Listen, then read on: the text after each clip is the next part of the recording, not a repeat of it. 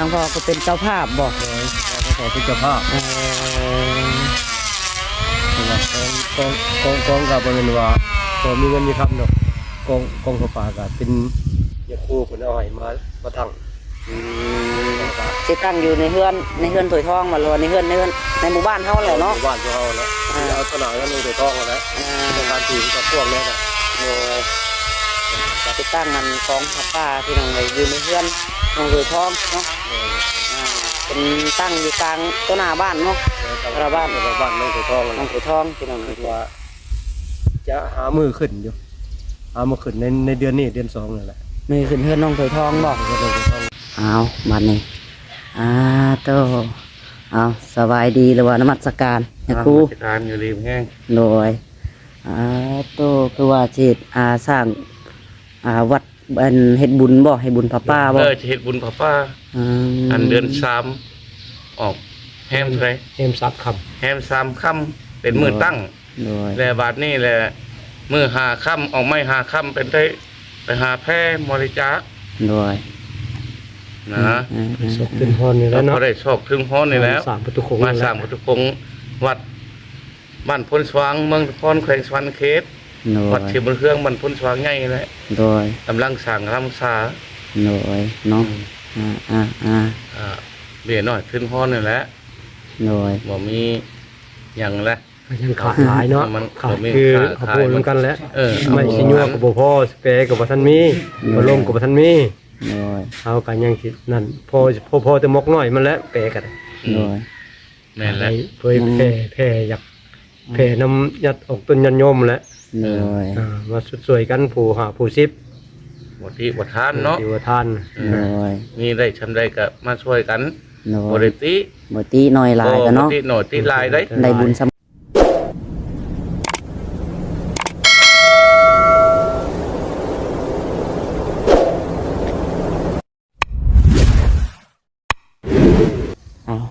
พี่น้องไอ้ดิโตเปิดภาพบรรยากาศมามื้อนี้พี่น้องเนาะมาอยู่ที่วัดบ้านพุทธสว่างพี่น้องเอ้เนาะก็เป็นวัดบ้านใหญ่พี่น้องเลยเนาะเป็นวัดของบ้านทางน้องหลาเองพี่น้องเอ้บ้านพุทธสว่างโอตุพรแพงสวรรค์เขตเฮาพี่น้องเนาะทางน้องหลากลับมาอยู่นี่แหละพี่น้องเอ้เวียกงานแต่ละมือก็ได้มาเห็นประตูโค้งวัดนี่แหละเนาะอะไรกาที่น่านถ่ายให้เป็นที่เบิ้งน้ำกันพี่น้องเอ้เพียงใดที่อันใดบ่พอนะพี่น้องเนาะจะได้ก็ขอแผ่นำในFCนี่แหละหรือว่า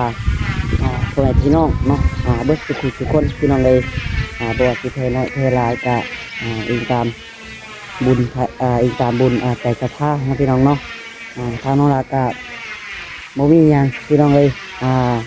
ซอยมีแต่เหือแห้งของร่างกายในตัวเองนี่แหละพี่น้องเลยมาเฮ็ดสร้างน้ำกันให้พี่น้องเนาะบุหัวจอมาเป็นรูปทรงแบบจังไดพี่น้องทางหลักการเฮ็ดให้มันออกมาให้งามที่สุดนะพี่น้องเนาะไปจังไดก็ได้พี่น้องสบายดีไปพี่น้องสบายดีแม่FCเด้อทุกคนพี่น้องไปเดี๋ยวมื้อนี้เนาะเดี๋ยวสิเข้ามาเบิ่งน้ำกันพี่น้องคือว่าสิมีการได้พี่น้องเนาะเฮ็ดบุญอยู่เนาะเฮ็ดบุญพระป่าอยู่พี่น้องคือสิแม่นบ่เดือนนี้กับเดือนก่อนนี่เดือนหน้าเนาะน้องหลาก็ว่าผิดบ่ถูกพี่น้องเนาะเดือนหน้าพี่น้องเพิ่นว่าเดือนสิมานี่แหละเนาะคือว่าจักสิแม่นมื้อใดน้องหลาก็บ่ฮู้คือกันเพราะเห็นเพิ่นรวมกันอยู่เนาะนี่เลยนั่นแหละน้องหลาเลยมาถ่ายให้แม่FCเบิ่งน้ำกันพี่น้องจังไรก็ได้เนาะไปเดี๋ยวมาเบิ่งก่อนพี่น้องรูปทรงเป็นจังไรเนาะนี่เด้พี่น้องเป็นรูปทรงประตูโค้งวัดเนาะกลับมาแต่นี่ได้พี่น้องน้องหลากับพ่อน้องนี่น้องจ้อยน้องถวยบ่ทรงบริมานำพี่น้องตัวเพิ่นขึ้นไปบ้านนักเก่งตอกขาแป้นเพิ่นบ่ทรงนะครับจักสีได้สำไรท่านนั้นก็ได้เนาะเห็นไม่ตอกแป้นกับบ่พ่อว่าสั่นยังแป้นบ่คิดแผ่นจะเบิ่งคือไปตอกละเล็กละหน่อยนะพี่น้องเนาะทางเพิ่นก็ได้เดี๋ยวมาเบิ่งรูปทรงวัดก่อนพี่น้องหลังคาเป็นหลังคา2 ชั้นนะพี่น้องเนาะ นี่แหละตอกข่าวทีเนาะโคตรทีเลยพี่น้องนะพวกทั้งเทิงโตนี่เด้งานที่น้องลาเห็ดชั่วมือนี้ก็ได้น้องพี่น้องบ่ได้ถ่ายลายมือน้องลาก็ได้มาก็มีแต่เห็ดเวียกอย่างเดียวพี่น้องเลยวันนี้ได้ถือโอกาสมาถ่ายคลิปเนาะแล้วก็ที่มาทักทายทางยาไปเลยพี่น้องเลยทางยาคูกันเลยเนาะนี่เด้เพิ่น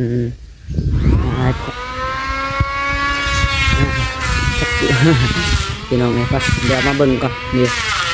ทางนี้ก็จะเป็นคล้ายๆกำรถเนาะตรงของวัดปลูกทางพออันนี้ก็กำลังกบไม้อยู่พี่น้องเลยโตนี่เด้เห็นไม้เนาะพี่น้องจากที่พ่อไม้ก็ได้ยังแค่นี้แหละเนาะยังแค่นี้แหละพี่น้องดิ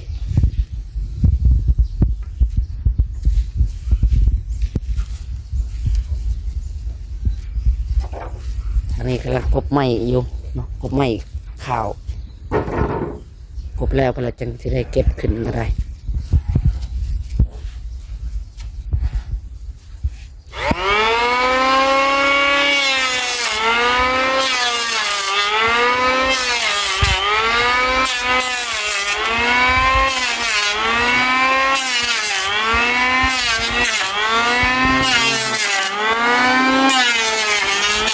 ซอยพี่น้องเลยเป็นไม้กันข่าวน้อยเนาะใส่ยังก็ได้พี่น้องเพราะว่าเขามุ่งกันซีแพ็คเนาะก็เลยเป็นใบไม้น้อยพี่น้องใส่ไม้น้อยเอาไม้ใหญ่มันว่าเขาลายมันก็สีเนื้อบวกน้ำเนาะเป็นมุ่งซีแพ็คพี่น้องก็ได้ซีแพ็คก็ได้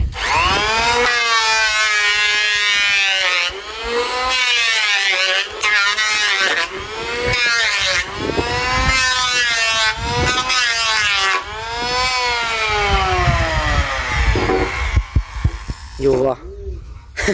กงขนาดเนาะ ไม่ก็ได้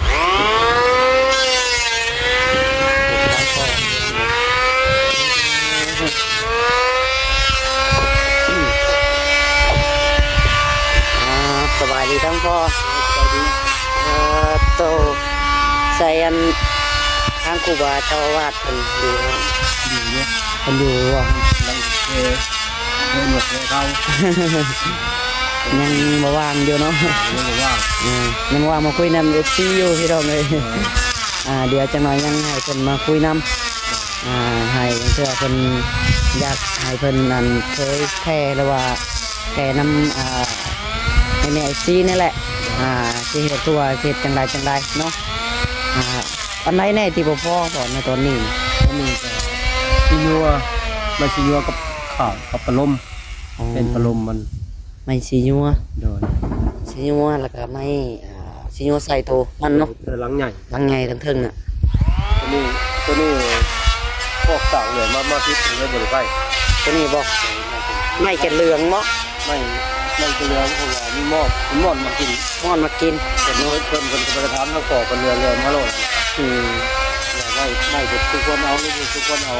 ไม่หมดกินยังเหลือมากกับกินเยอะใส่ไปได้แล้วเนาะใส่ได้2-3 เดือนหมดกินยันที่แท็กตกลงมาไป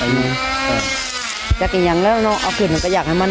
แน่นถาวรนั่นแหละในไรก็ได้ก็จะให้มันดีนั่นแหละเนี่ยก็อยากให้มันแน่นถาวรนั่นแหละพี่น้องค่ะว่าได้เห็ดลงมือเห็ดแล้วก็ได้เนาะให้มันอยู่ได้หลายปีแห้งดีเนาะก็ยังบ่พอไม่ชิ้วแล้วก็ไม่ข้าว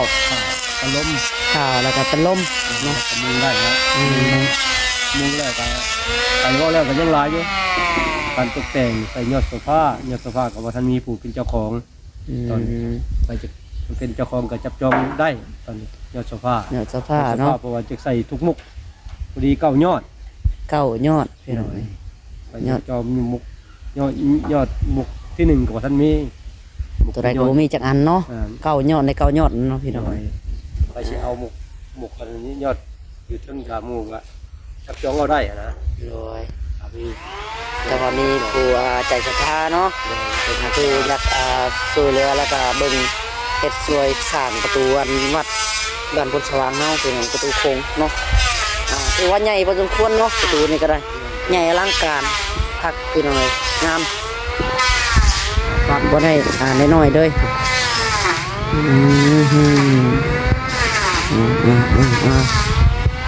แล้วก็ทางน้องหลากับนี่ก็เจ็ดให้งามออกมาที่สุดพี่น้องให้มันได้ออกมาติดงามจังไดก็ได้เนาะ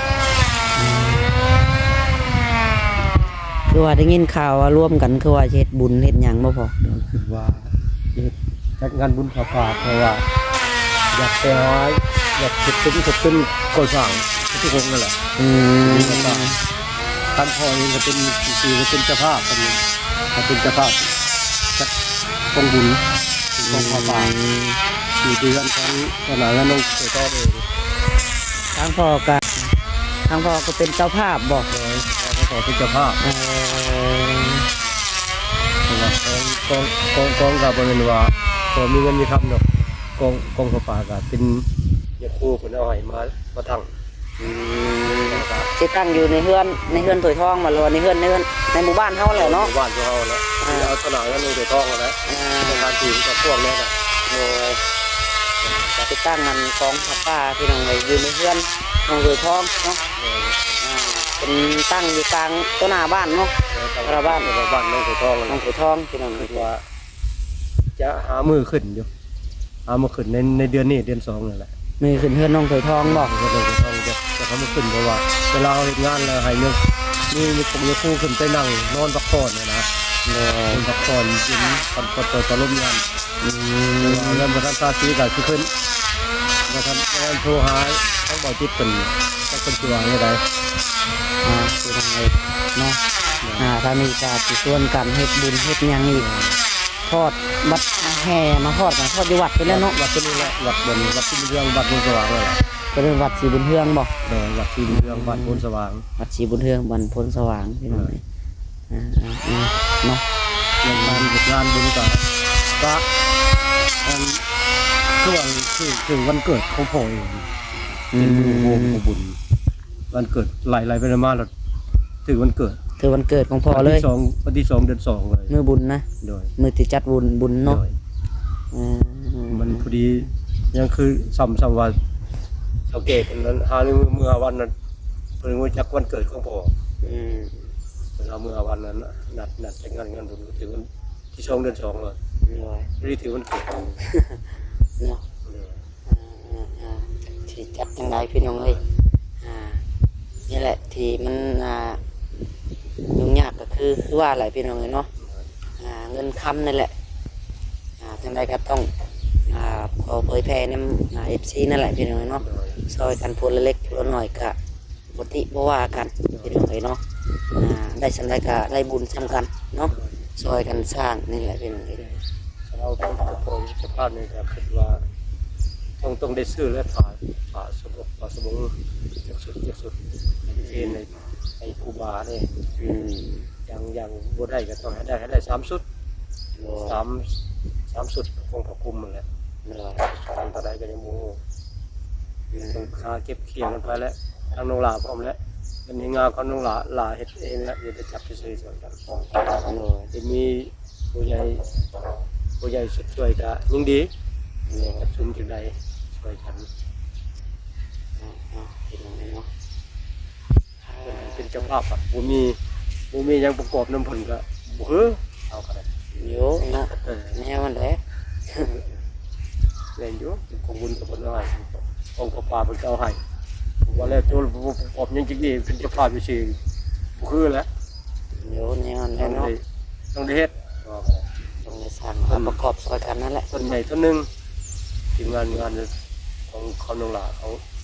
น้องหลาไปท่องไปชงกับผู้ช่วยต้องได้มากันแขนต้นไหนได้ต้นนึงต้นใหญ่ต้นยังต้นเด็กคือบัวเทียงเห็ดนะต้นลงทานบ่จังวะโอ้โหคือกันแรกนี่เนาะต้นลงทานหมดแล้วลงทานหาเพเด้ตามเวลาเขามาวางหันไข่ขอบกระเทียมก็เลาะเพนั่นเพื่อนเลาะเพรอติดตามเบิ่งว่าเสียได้ทำไรเลยเขาก็ต้นมาจากบัวเทียงก็ว่าแม่นก็ได้คิดได้ปรึกษา ทั้งบ่เตียงนี่น้ำแน่ใกล้จะฮอดมื้อมันอีกประมาณ10กว่าวันนี่ก็สิได้ไปปรึกษาเพิ่นแล้วบ่เตียง หรือว่ามีแต่หาเพิ่นก่อนนั่นแหละนั่นอะไรก็ได้ทางมาอะไร ถ้าเพิ่นเคยเฮ็ดเขาบ่เตียงเคยเฮ็ดแล้วจะได้เพิ่นแล้วมาเบิ่งนำ โดย เพิ่น มีแต่ติดต่อหาเพิ่นเราจะว่าในกับเพิ่นได้เอาพี่น้องเนาะ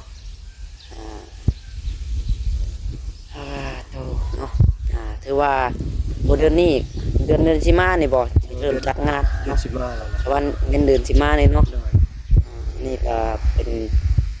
ปีใหม่เลยพี่น้องเนาะวันที่อย่าง สองมื้อนี้ ที่2เนาะ อีก30วันก็แม่น วันที่2พี่น้องอีก30มื้อเนาะ ครับถ้าเกมมึง30วันนะ โดย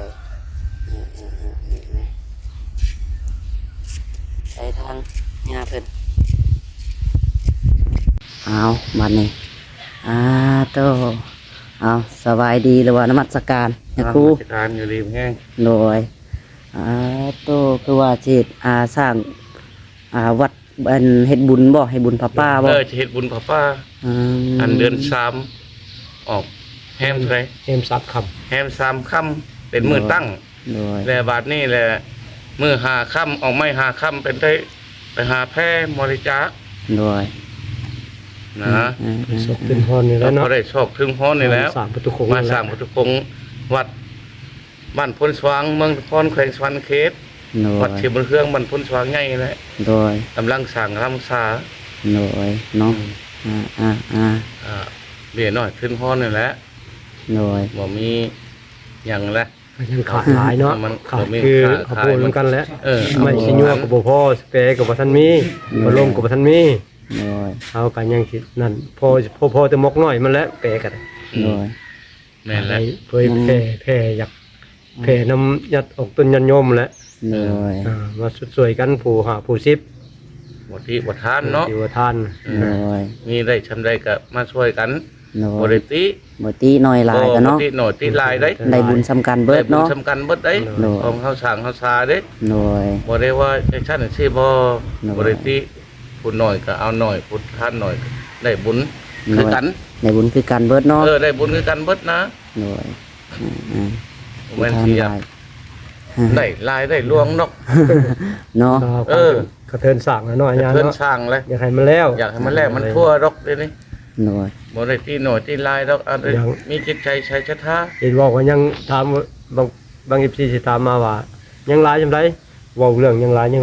ย่อเรื่องยังลายยังลาย ยอดเสภาพว่าท่านมี ยอดเจ้าภาพก็เก้ายอดบ้านนี้บัดเครื่องมุ้งเครื่องตอกมันก็ยังลาย โดย คันสิเว้าเนาะบ่แม่นสิเว้าชั้นที่เราบ่งอัน300,000กว่าบาทพุ่นแหละ350,000ว่าทั้ง แต่ว่าเอาเฮ็ดสำใดเอามุงไปซะก่อน มุงไปสิก่อน ปีนี้ได้มุงปีหน้าได้ใส่ปลาล่ม ก็เอา ก็เอา โดยขอเฮ็ดไปเท่าละเล็กเท่าละน้อยเนาะ เท่าละ9เท่าละน้อยเท่าละ9เท่าละปีนะ โดย บ่ไม่สิแล้วปีเดียวดอกเอาแต่พอแพ้ราชีสุพรรณเนี่ยไม่ออกไม่ตนแล้วไปมีเจตใจจะท่าก็มาบริจาค โดย ฝากมานำสายเจ้านี่ก็ได้ อยากมาเองก็ได้ อยากมาเบิ่งมาแย่งก็ได้ โดย เนาะบ่ที่บริทานมีจิตใจใส่ท่าเกี่ยวกับแม่นสิขันเอาจากชั้นที่บ่ โดย บ่แม่นสินั่นดอก ช่วงนี้ก็เห็นกระแสฮือฮากันได้ยินอยู่บ่ได้เบิ่งข่าวอยู่บ่คลิปเป็นอันกระแสคือว่าได้ อัน ยินข่าวอยู่ โดย ว่าเนี่ยปูนออกกระแชคือว่าไม่ออกทาน50,000ว่าพ่อค่าน้ำรถน้ำล่างก็บ่เอาไปนะเอาไปเรื่องของเขาชัดท่าเขาเนาะเขาอยากบริจาคชำแรกบริจาคนะ โดย เขาอยู่ในชินกินธรรมเฮาบ่ได้ว่าไปได้นะ เนาะ อันนี้กันเฮาบ่ได้ว่าได้ว่าอยากได้เท่านั้นได้บ่ บ่เนาะ บ่ได้อยากได้ เพิ่นทาน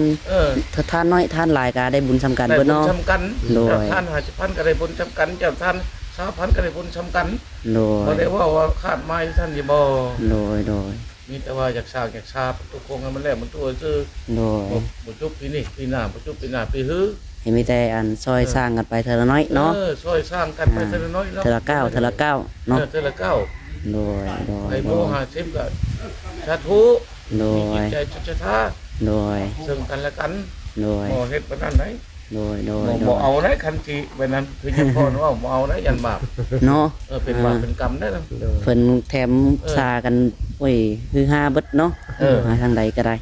ถือผู้บ่มีเด้ใช่นะ แนว เขาอยาก แน่ โบหาพันก็เรื่องของเขาบ่มี โดย มานี่เขาจะโบแสนนึงก็เขามีก็แห่งนี้ โดย บอกว่าเอาไปนะบอกจะกินตามชัดท่าได้นะนี่บ่ได้นะบ่ได้จะว่าจะฉันที่จะบ่ใช่ก็ได้ เอาพี่น้องเอ้ยนี่ก็ขอขอบใจได้หลายเนาะที่ให้คำสัมภาษณ์และก็ทางแรกก็ขอแพ้น้ำมาแม่FCนี่แหละพี่น้องเอ้ย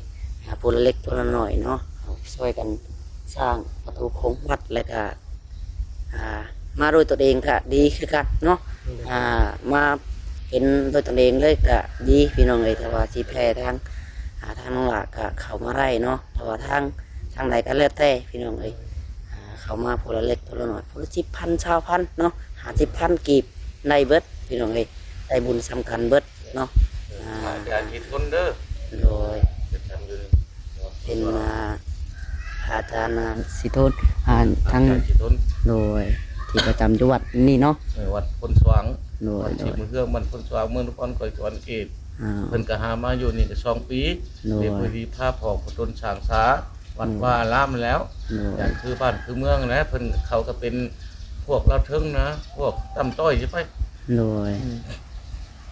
ชนเผ่าหนึ่งเขาชนเผ่าเราถึงชนเขาช้างเขาช้าผมมีถึงมันมีฮ้อนนะก็คือบ้านเขาเลยโจ๊กๆเก็บในบ้านเขานะวันนี้นะโป่ง บ้านนอกเนาะ บ้านนอก บ้านนอกพี่น้องเอ้ย โป่ง เป็นบ้านน้อยเป็นคนก็บ่ค่อยหลายเนาะบ่ค่อยมี มีคน บ่คือในเมืองเพิ่นได้เนาะ บ่คือในเมืองบ้านนี้เมืองก็รักโทรโพงก็คือเป็นนี่ได้หลังไม่ ด้วยหลักโอ้ บ้านนี้แอมก็เก็บเอาแอมขาดเก็บมาใช้เรื่องของเขาบ่มีเงินแปลงเขาดิแล้วก็ได้ เราผมเราเชือกจองเนาะ เชือกช่องไว้น่ะ ย่องตกเนาะ บ่แม่เชือกนั่นใช้ไผ่ปลูกไว้แบบนี้นะ จะมันสิหล่นตกตอนใดเนาะ ต้นตกเมื่อใดจะมันจะเมื่อใดแบบนี้เลย ไว้ไผ่เนาะ ไม่ไผ่ จะมันสิดอกตอนใดอีกเนาะ ลักเล็ก ลักปูนลักเล็กไข่เนาะ คันเชือกจองบ่แม่นเชือกสายไผ่จองเนาะ โดย ไม่ดอก สายไผ่ดอกแล้วเจ้าพูดแล้วอันนี้นะเขาไปจับความพวกนี้เขาเป็นพวกนี้ โดยเอาซะพี่น้องเอ้ยสันนี่แหละเนาะโอเคนี่แหละฮู้กันสันนี่แหละแม่ๆ FC เอ้ยเนาะจังไดก็อยู่ดีมีแรงสมบูรณ์บ่สมบูรณ์พี่น้องเอ้ยเอาจังไดก็ขอตัวลาก่อนวันนี้สบายดีโอ้ เด้อ ไปซะพี่น้องเอ้ยโอเคสำหรับคลิปนี้ก็ได้เนาะถ้าน้องหลายเองก็ได้พี่น้องเอ้ยสิขอตัวไปก่อนพี่น้องเอ้ยวันนี้เดี๋ยวถ่ายให้แล้วเลาะไปแล้วแค่นี้แหละพี่น้องเอ้ยนี่แหละเป็นบรรยากาศเดินวัดน้องหลาเองก็ได้เนาะนี่แหละเป็นวัดอยู่วัดนอกพี่น้องเอ้ยคือว่าแหละคนก็เงียบสงัดแต่ละมื้อพี่น้องเนาะมีแต่อยู่ดงอยู่สวนเบิดไผละไผก็ได้เนาะที่น้องหลามาเฮ็ดวัดเห็นหยังกับอันนี้แหละเนาะ เฮ็ดเงียบมันซิมอยู่พี่น้องคือว่าแหละพี่น้องเอ้ยทางเพิ่นก็ได้